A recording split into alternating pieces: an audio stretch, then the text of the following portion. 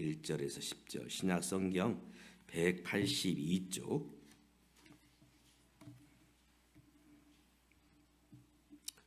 신약성경 182쪽입니다. 제가 홀수절 여러분이 짝수절 10절까지 교독하여 말씀을 읽겠습니다.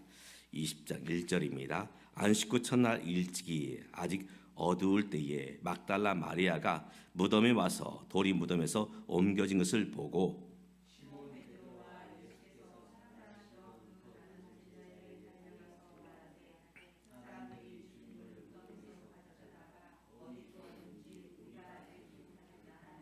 베드로와 그 다른 제자가 나가서 무덤으로 갈새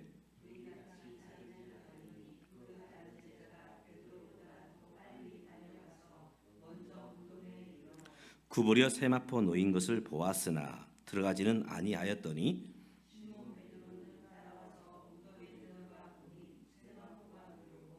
또 머리를 쌓던 수건은 세마포와 함께 놓이지 않고 딴 곳에 쌓았던 대로 놓여 있더라.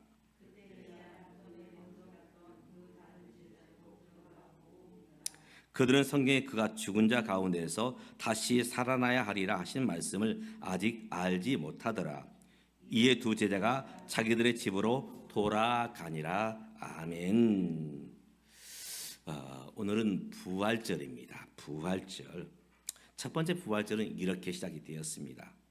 안식구 첫날, 다시 말해서 예수님께서는 금요일 날 십자가에서 돌아가시게 되고, 그리고 이제 토요일 날은 무덤 가운데 계시게 됩니다. 그리고 이제 안식구 첫날, 다시 말해서 이 주일 날 이제 막달라 마리아가 예수님의 무덤으로 가게 됩니다.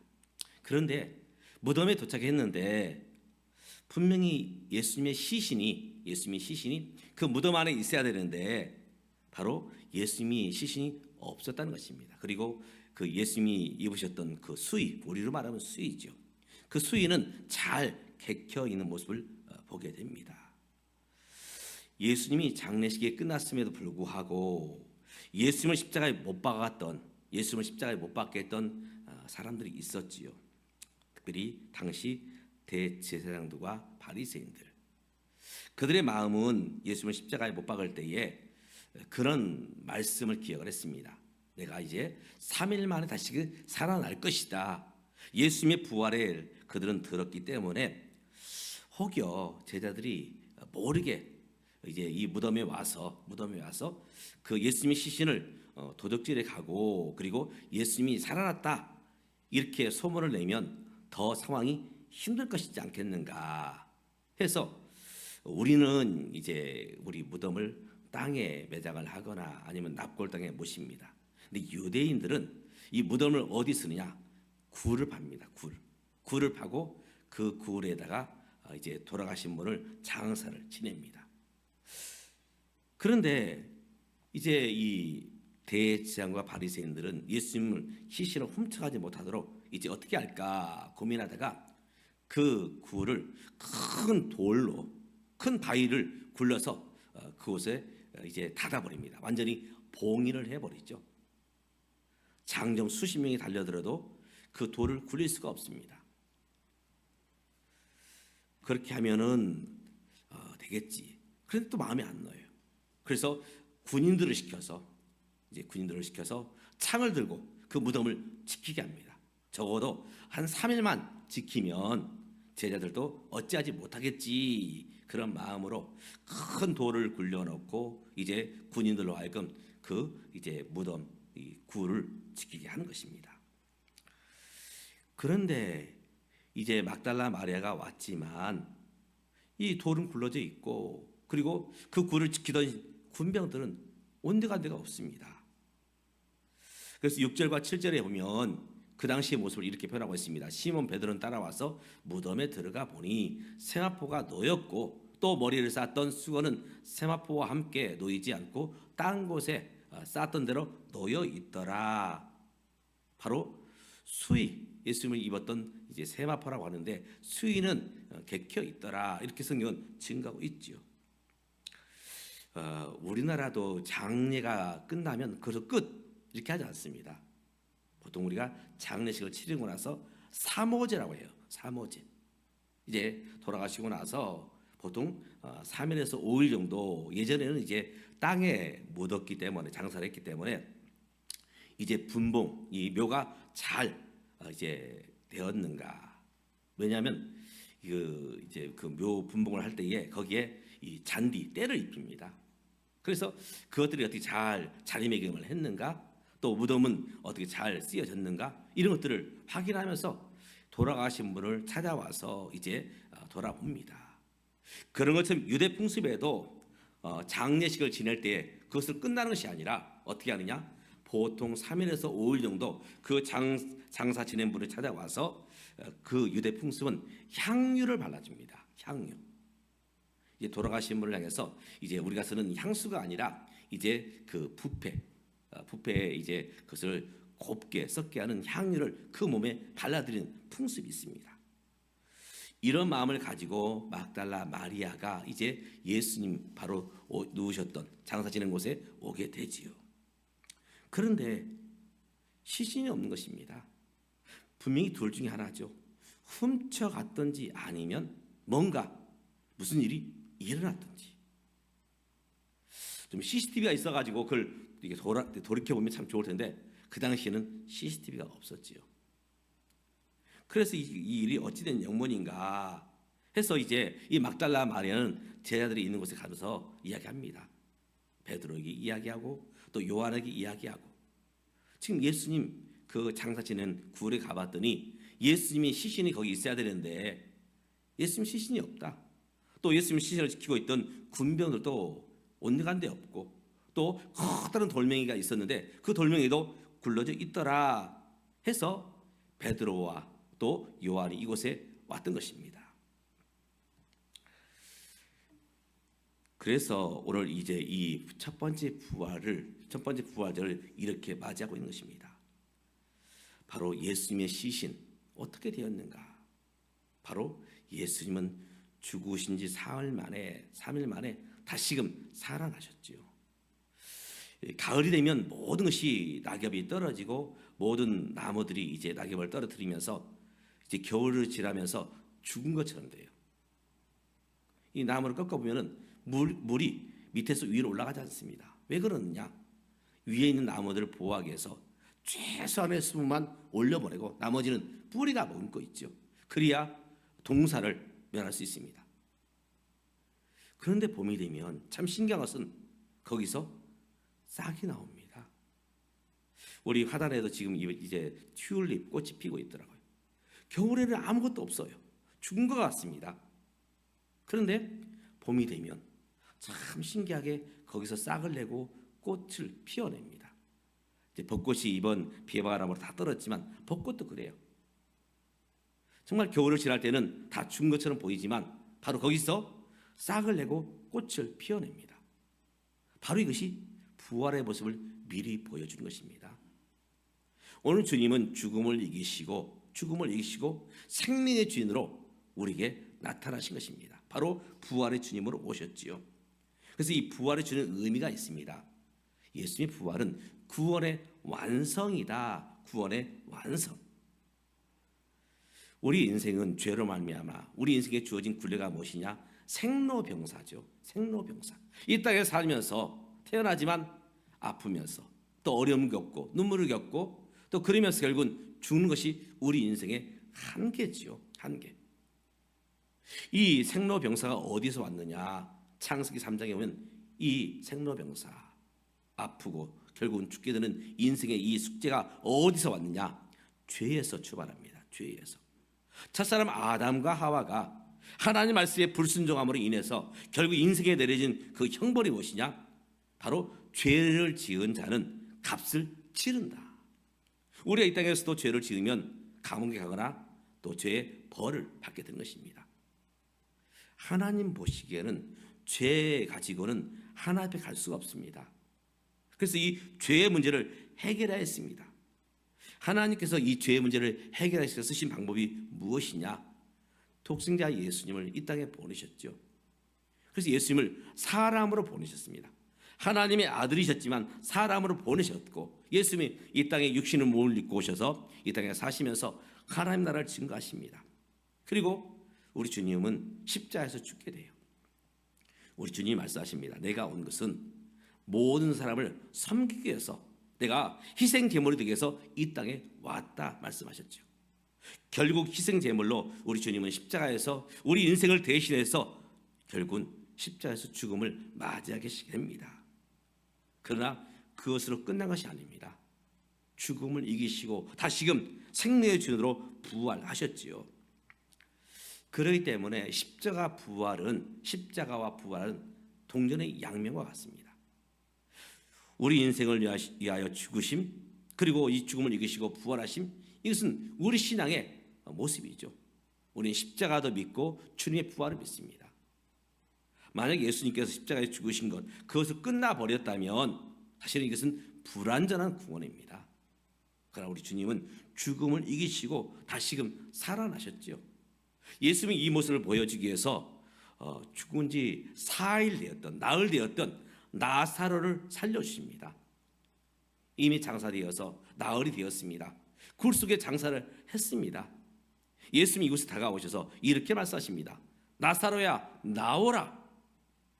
생명의 주인으로서 예수님은 나사로에게 말씀하실 때 나사로가 이제 배를 둥긴 채, 수유를 입은 채 이 죽음, 바로 굴에서, 사망해서 그는 나오게 됩니다. 이제 12살 된 어린 소녀가 그만 죽게 됐죠. 그의 아버지는 야이로였습니다. 회당장 야이로. 그때 주님은 다가오셔서 소녀에게 말씀하십니다. 소녀야, 일어나라. 달리라금. 죽음에서 일어나라 할 때에 그 소녀는 일어나게 됩니다. 다시금 살아나게 돼요. 바로 이런 기적을 보여주신 이유가 뭐냐?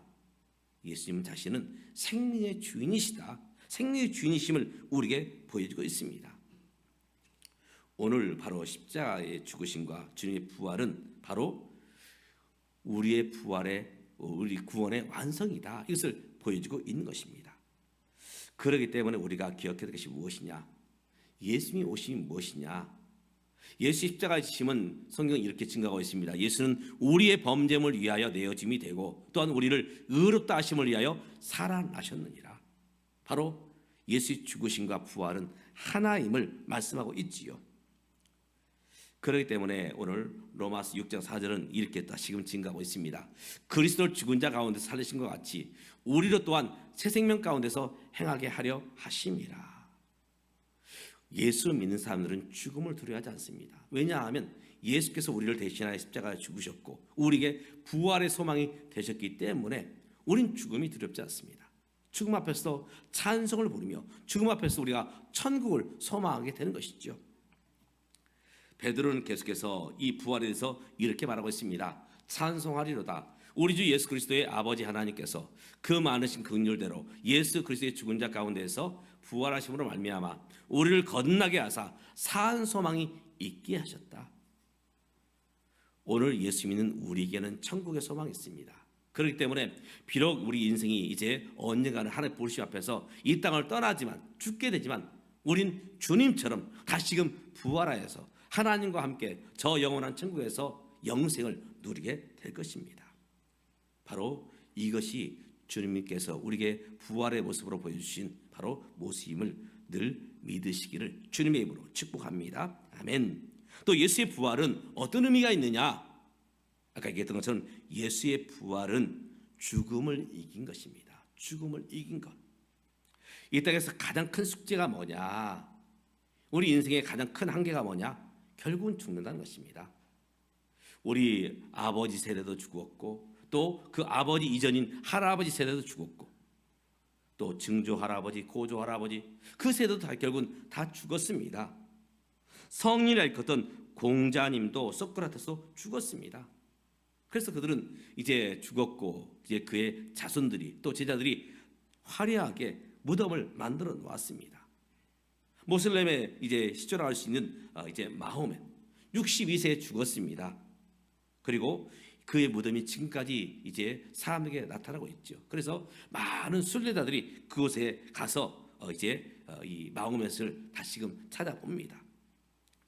또 불교의 시조인 석가모니 그는 80세의 식중독으로 결국은 죽음 앞에 서게 됩니다. 불교 경전에 보면 석가모니가 죽었을 때에 그 시신을 화장하고 어떻게 처리할까? 그때에 이 인도에는 8개 부족이 있었습니다. 8개 부족들이 저마다 이 석가모니의 시신을 우리가 가져가겠다 하면서 싸우게 됩니다. 결국에는 인생은 다 죽는다는 것입니다. 예수님께서도 결국은 십자가에서 죽으셨죠. 또 안장되셨습니다. 그리고 큰 이제 무덤에 돌을 굴려서 그 무덤을 봉인했습니다. 그것으로 끝입니까? 아닙니다.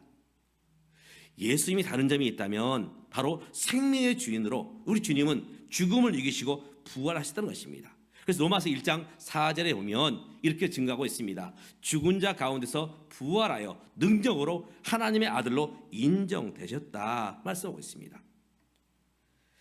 이 땅의 사람들의 죽음과 예수의 죽으심과 그 부활은 분명히 차이가 있지요. 바로 그것은 예수님은 생명의 주인으로 바로 부활의 모습으로 우리에게 다가오신 것입니다. 우리가 사실은 날마다 잠을 잡니다. 우리는 어젯밤에도 잠을 잤어요. 사도 바울은 우리의 죽음에 대해서 이렇게 증가하고 있습니다. 우리는 잠자는 것이다. 하룻밤 자는 것은 우리가 이제 다음 날을 살기 위한 이제 하나의 모습일 수 있지만 우리가 이 땅을 떠날 때 우린 영원한 잠을 자게 됩니다. 그리고 나서 어떻게 되는가? 우린 저 천국에서 깨어난다는 것입니다. 하나님 안에서 부활의 모습으로 다시금 깨어난다는 것입니다. 저희 집이 예수 믿지 않을 때 많은 제사를 드렸어요. 제사를 드린 목적이 뭘까요? 우리 조상님이 오셔가지고 제사밥을 드시는 것일까요? 우리 손녀들은 그렇게 생각을 했습니다. 그것이 올바른 생각이든 생각이 아니든 간에 분명한 것은 이 땅의 삶으로 끝이 아니라 죽음 너머의 세계가 있다. 내세를 믿었죠. 내세를 믿었습니다. 바로 죽음 너머의 세계가 있습니다. 바로 저 영원한 천국이 있고 저 영원한 지옥이 있다는 것입니다. 우리 주님은 바로 부활하셔서 생명의 주인으로 우리에게 오셨습니다. 그러면서 우리에게 천국의 소망을 허락하고 있는 것이죠. 그렇기 때문에 우리는 죽음 앞에서 당당하며 우리가 찬양하며 또 하나님 나라를 소망하게 되는 것입니다. 바로 주님의 부활을 통해서 우리 주님은 바로 죽음을 이기셨다. 이것을 우리에게 분명히 보여주고 있습니다. 또 함께 예수의 부활은 어떤 의미가 있느냐? 바로 이것은 우리의 살아갈 능력이 된다는 것입니다. 살아갈 능력. 참 우리에게는 능력이 필요합니다. 우리의 삶, 이 땅의 삶은 완벽하지 않습니다. 모든 것을 가지고 있지도 않아요. 그러다 보면 다 부족하고 연약하지요. 어떤 분은 건강하지만 재물이 따르지 않고, 또 어떤 분은 또 직장을 가지고 있지만 또 여러 가지에서 약한 부분이 있고, 저마다 어려움들이 있고 아픔들이 있어요. 초대교회 성도들, 그들에게도 어려운 부분들이 있었습니다. 해결하고 싶지만 인간의 한계가 있지요. 그럼에도 불구하고 그들은 담대하게 그들은 삶을 살아갑니다. 왜냐하면 바로 하나님께서 우리에게 그런 능력을 주시기 때문에 모든 것을 가지지 못했지만 그러나 하나님께서 우리에게 또 다른 은혜를 부어주시기 때문에 그 은혜를 바라보면서 오늘의 삶을 살아가는 것이죠. 오늘 저와 여러분 모든 것을 가지고 있느냐? 그렇지는 않습니다. 부족함들이 있어요. 그러나 그 속에서도 우리가 살아갈 이유가 무엇이냐? 연약하지만 어려움이 있지만 부족하지만 살아갈 이유는 바로 하나님께서 우리에게 능력을 주시고 또 우리에게 힘을 주시기 때문에 오늘 우리가 이 땅에서 삶을 살고 있는 것입니다. 사도 바울, 그가 비록 빌립보라는 감옥에 갇혀 있었지만 그는 이렇게 고백합니다. 내게 능력 주시는 자 안에서 내가 모든 것을 할 수 있다. 비록 육신은 감옥에 갇힌 상태입니다. 복음을 증거하다가 감옥에 갇혀 있지요. 그러나 그 속에서도 그는 굴하지 않고 믿음으로 그는 성도들에게 편지를 쓰고 있습니다. 바로 오늘 우리가 살아간 이유입니다. 바로 하나님께 능력 주심을 통해서 오늘도 우리가 믿음으로 우리가 주를 바라면서 살아가는 것입니다. 이제 우리는 부활절을 맞이했습니다. 이 부활절에 우리가 어떤 마음으로 써야 되느냐? 주님께서 나를 구원하시기 위해서 십자가에서 죽으셨고 우리를 의롭다 하시기 위해서 우리를 하나님의 자녀 삼으시기 위해서 바로 죽음을 이기시고 다시금 살아나셨습니다. 또 이 부활은 주님께서 바로 생명의 주인이심을 우리에게 보여주십니다. 바로 우리의 생명의 주인 내가 아니라 바로 예수 그리스도이시다. 바로 이것을 우리에게 분명히 말씀하고 있죠. 또 함께 이 부활을 통해서 우리는 새 힘을 얻으며 하나님을 의지하면서 믿음으로 삶을 살아가는 모습을 우리에게 보여주고 있습니다. 우리가 이 부활절을 맞이하면서 오늘의 삶 속에서 이 주님을 바라보면서 믿음으로 이 부활의 소망을 품고 살아가는 저와 여러분 되시기를 주님의 이름으로 축복합니다. 기도하겠습니다. 하나님 아버지, 우리 인생의 한계는 바로 죽음입니다. 주님께서 이 땅에 오셔서 인간이 죽어야 될 바로 죄의 문제, 죄값을 친히 담당해 주셨고, 또 우리를 이제 천국으로 인도하시기 위해서, 의롭다 하시기 위해서 바로 죽음을 이기시고 생명의 주인으로 우리에게 분명히 부활의 주님으로 찾아오셨습니다. 이제 이 부활의 소망을 품고 오늘 우리가 죽음을 두려워하지 않고, 또 이 땅에 있는 여러 가지 어려움과 아픔들을 우리가 두려워하지 않고 믿음으로 담대하게 살아가는 우리 모두가 될 수 있도록 도와주시옵소서. 예수님의 이름으로 기도드리옵나이다. 아멘. 찬송가 165장입니다. 165장.